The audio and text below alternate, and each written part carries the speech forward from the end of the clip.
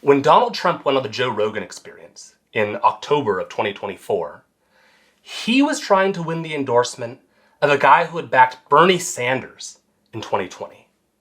Now I'm going to list 3 experts on how you might approach a difficult conversation like this, and I want you to guess whose advice lines up the most closely with the way that Trump tried to win over Rogan. Is it A, the leading academic expert on the science of persuasion, B, an FBI special agent, or C, the world's greatest car salesman? Good news, no matter which of the 3 you guessed, you were right.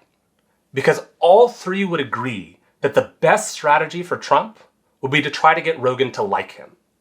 Not as a politician, but as a person. And all 3 would recognize the sound fundamentals behind the 3-hit combo that I'm about to show you. Right from the beginning, Trump starts dropping these little hints that he's interested in combat sports. Some of them make a lot of sense in context, like when he's talking about the assassination attempt. It's not like some of the wrestlers, some of the UFC fighters. No. You would know that better than anyone. When they get the ear torn up. Ears bleed a lot, yeah. Others are more of a stretch.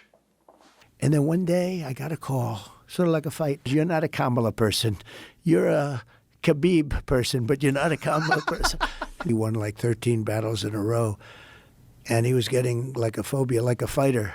But this is all Persuasion 101. Trump knows Rogan is a UFC commentator, and he's trying to establish common ground. He is also paving the way for the next part of the conversation, when he decides that he's going to take a turn as the guy asking the questions.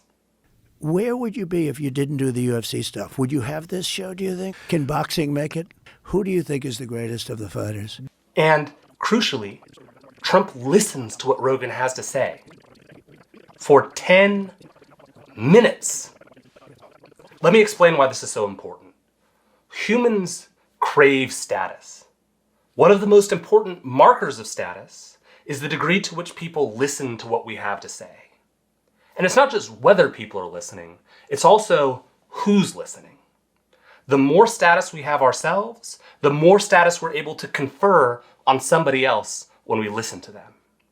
So think about this from Rogan's perspective. He is talking about the thing he knows best and cares about most. And one of the most important people in the world is hanging on his every word. And Rogan knows Trump is fascinated, not just because of his body language, not just because he keeps asking follow-up questions, but because Trump has been dropping hints throughout the entire conversation that he really is interested in this stuff. Holding Trump spellbound when we know that Trump likes to talk has got to feel pretty good. Speaking of making somebody feel good about themselves, here's how Trump wrapped up their conversation about martial arts. But see, their I shins watch almost your get numb. enthusiasm now, right? Yeah. And it's like, that's why you're good at what, that's why nobody does this better. And that was not the only time Trump flattered Rogan. I have watched you for so many years. What you're doing here is incredible. You said it's so good. What you've done here is amazing. You are a fascinating guy. I think you know everything, actually. As That's not true. as a student of yours. Now you might be thinking, that can't possibly be effective. It's too obvious. Well, social psychologists have done some research on this, and they've documented this phenomenon that they call the target observer effect. You're much more likely to accept flattery as sincere and to like the person doing the flattering if the flattery is directed at you than if it's directed at somebody else. That is, if you're the target of the flattery rather than just an observer. And the reason we see this target observer effect is that most people want to believe they're great. So if they're presented with a situation that admits of multiple different interpretations, they'll adopt the interpretation that makes them feel the best about themselves. So if somebody gives you a compliment, which is the more self-enhancing interpretation? That they're lying and they're only saying this nice thing about you because they want something from you?